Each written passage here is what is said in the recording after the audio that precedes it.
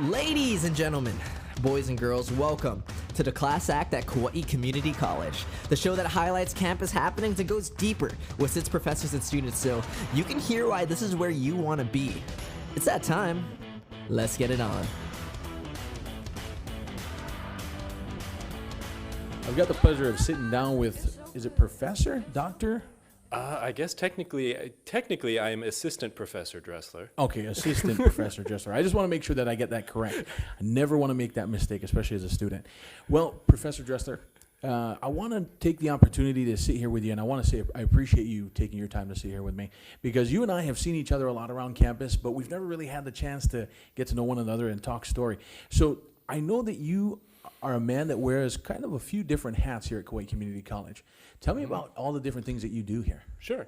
So I do teach some courses for about half of my load, but I do a lot of other things. And one of the things that's new that we've been working on that I'd like to share a little bit is we started a food pantry on campus back in January. So it's called Onome Ai, and it is located in the second floor of the campus center above the cafeteria. Okay. And right now it's open 2 days a week, Mondays and Thursdays from noon to 1, but we are going to be expanding those hours. And I think it's a really important service because basically anyone who's a student on campus, if you need some food, you can come and take a bag full of food home with you. And you know, the goal is to be open every day of the week so that we can provide that service, because we know that many of our students come in with a lot of different needs. And it's definitely hard to focus on writing an essay or figuring out a math equation if you're worried about what your family's going to eat tonight. So I think things like that are really important things that we're doing at the campus, and it's something that I've been excited to be a part of. Well, congratulations on that, because that's been an incredible effort, and I've been very fortunate to actually see the project in action and see students take advantage of it who are really in need. And so it's hats off to you and all your hard work for getting that started, and the team that you have, because you guys have a great team of people here at Kauai Community College that is second to none. So that's a great program. Tell me about the things within the classroom. Tell me what subjects you teach, because I know I believe it's during the summertime, along with the Waialeale project, you teach a specific course that they encourage new students to take. Can you tell me about that course? Yeah, so the course I teach in the summer is called IS 50 Summer Bridge. So the IS stands for Interdisciplinary Studies. Okay. So I teach a couple of those ones. The Summer Bridge is specifically in the summer for Waialeale students. Okay. And during the year, I also offer an IS 103, which is open to all students, and it's a semester-long course. Okay. But both of them deal with a lot of the same things. It's sort of to get students ready to do well in school. Sort of my goal is for students to not just learn about, but to like copy the behaviors of good students. So like I can give you an example. One of my assignments is to take a selfie with one of your instructors. And it's really simple, because I know that if students have a relationship with their instructors, they're more likely to talk to them and ask questions and ask for help if they need it. And so just by breaking down that barrier, because I mean, we live in kind of selfie culture now. I was born before cell phones, so I was born and raised in the pre-cell phone age. So it's a little different for me, but I know our young people often take selfies with each other, or use their phones all kinds of ways. So simply by assigning them to get to know, to kind of connect with their other instructors a little bit, it helps to break down those barriers. Certainly. Because I think people may come and they may be intimidated at college. They may not want to talk to their professor. It's a little scary. So I think what that does is kind of break down the barriers a little bit, sort of break the ice and get people interacting with their instructors more. That's really, really cool. And actually, that course, just from what I gather and from the students that I know that have taken it, it is really, truly a foundational course, as you said, to be able to engage with your professors and just be able to engage peer-to-peer. It's a really important course, and that is offered every semester? Yeah, it is offered every semester. So lately I've been able to offer one course a semester. There's only one of me. But I do offer it every semester. And also lately I've also offered it as a writing intensive course. And that's helpful for students because to earn an AA degree, you are required to get, I think now it's 2 writing intensive courses. Wow. And so this helps fulfill that graduation requirement, because I know it's hard to sell students to take a course if it's not going to, move you concretely towards your degree. Right. So by fulfilling a graduation requirement, it kind of gives a little motivation to take it. And it's a course that students can take in their first semester right away. So, and I actually, if you feel nervous about writing, that would actually be my top recommendation, to take that writing intensive in your first semester, because you'll get a lot of experience. And in my course, we do a lot of low stress writing, kind of journal writing. I'm not going to mark in red all over your stuff. Right. We're just using writing as a way to learn. That's awesome. So take me through a successful day in your class. I mean, if you can, tell me about what a good day looks like in your class on any given day. Yes. Yeah, when you said what does a good day in the class look like, I remember once I had prepared this lesson plan, where it was the kind of thing where I would set it up and let students sort of explore things on their own. And I remember hearing students say over and over, like, wow, this is really interesting. Because I was, giving them little bits of information on the topic. And just that's good whenever students can actually get engaged.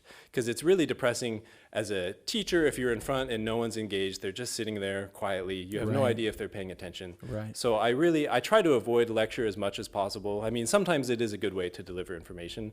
But as much as possible, I want my class to be not focused on me, but focused on each other. And everyone doing a role, not just sitting and taking notes, but really actively thinking and actively writing. I like to make a lot of posters in class to help bring out the sort of artistic element in students. But for me, a good day is when students are out of their chairs as much as possible, and they're not daydreaming and sitting on their cell phones. That's really, really cool. And actually, if you think about it, that's actually quite different than what you are probably used to in your days as a student, right? Oh, absolutely. And I think that, the more that you can, as an instructor, engage your students and allow them to be creative on the different levels, that just creates even more opportunity for them to grow as individuals. So for you as an instructor and a professor, obviously, that must be a really rewarding feeling to be able to see that, unfold on a daily basis. Yeah. And one thing I noticed is that a lot of students come to us with an idea of, I'm just going to sit in my chair and not rock the boat. I don't want to talk too much. And I think that's the mentality. If you don't cause any trouble, you'll be okay. Whereas I think you learn best by making mistakes and standing up and trying. And it's okay if you're wrong. And it's really, really hard to get people over that hump of realizing it's okay to make a mistake, because it doesn't have to be embarrassing. It's just part of the learning process. Wow, that's really cool. I love the insight here. Tell me about your class sizes. Are they massive? Are they quite small? Or what kind of class sizes do we deal with? The class sizes here where I teach is a lot different where I was an undergrad, because I went to University of California, Berkeley in California, and one of my first classes had about 600 or 700 students in it, in a huge auditorium with a lecture. Wait, we're talking about a single class. A single class. 600 or 700 people. Yeah. I think 600 or 700 people was like my brother's wedding. Yeah. Wow. I can't imagine that being in one class. And as a student myself here at Kauai Community College, I have been very fortunate to be in class sizes that I would say don't usually go too far above maybe 20. Yeah, usually 20 is the max for my courses. And Okay. a lot of times you'll have 10 or 15 students in them. Yeah. That's really, really awesome. Okay. Very cool. So tell me about yourself. Tell me about your journey to getting to Kauai Community College. Okay. I want to hear It's this a tricky one. Well, it all started, like I said, I was born and raised in California. And when I graduated from college, I really didn't know what I want to do. So I find it interesting being in a community college now where we seem so intent on getting students, we have something called focus first, or purpose first, where you should identify your career goals. We know when people are 18 years old. I'm like, I had no idea my career goals even when I was 25. So, but I've lost my train of thought. That's okay. A little bit. So, we were talking about class sizes, or? Well, we're talking about, we'll start again. Tell me about yourself and your journey for getting to Kauai Community College. That's right. So I was graduated, and I was working for Charles Schwab, the financial services. And while it was sort of interesting, I could tell I didn't really care that much about it. And so I talked to my coworkers who had been there for about 10 or 15 years, and I said, I'm thinking of moving to Mexico to teach English or staying here. And every single one of them said, move to Mexico.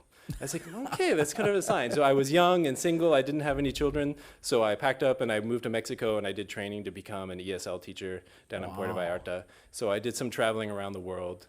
And as part of that process, at one point I found myself in Indonesia, hanging out for a long time. I wasn't working because, I think the salaries were about 50 cents an hour, so I'd rather just sit on the beach if it's going to be 50 cents an hour. I agree. And I felt that was sort of an epiphany that this is the sort of lifestyle I want to cultivate. And so I had never been to Hawaii before. I realized that I enjoyed teaching, so I need to get a graduate degree. So I found the University of Hawaii and applied from Indonesia, from the island of Bali. Wow. And they offered me a scholarship, and that sort of really changed things for me. I bet. Yeah, and I still remember clearly the first time that I arrived in Hawaii.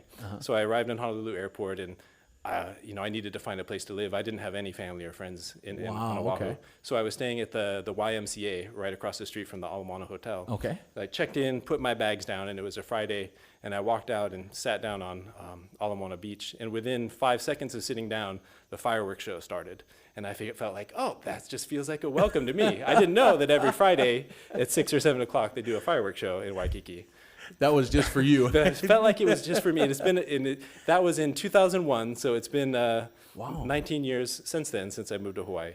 I moved to Kauai about 12 years ago. And you have been at Kauai Community College now how many years? So I moved here in 2008. Yeah. Okay. So 12 years now. Right on. Well, we are so happy that you took the time to sit down with us. And in closing, I want to just give you the opportunity to touch on anything that you may feel is important that I didn't really bring out of you, so to speak. And I also want to give you an opportunity to encourage anyone that may be a potential student here at Kauai Community College, maybe your thoughts on why Kauai Community College is the best place to be, and maybe why a first-time college student would be benefiting by getting started here at Kauai Community College.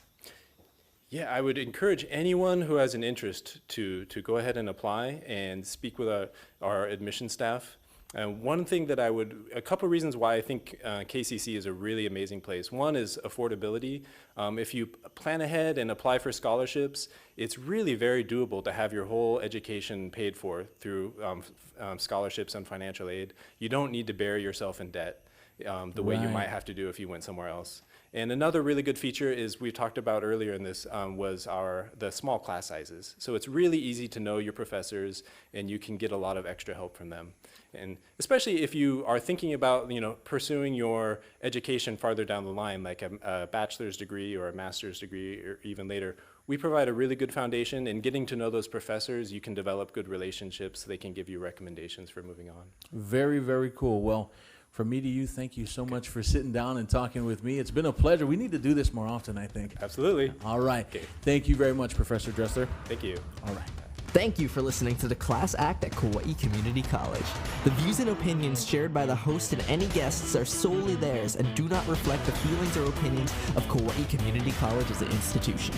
If you enjoyed listening to this podcast with our professor, check out the other episodes with different professors. Aloha.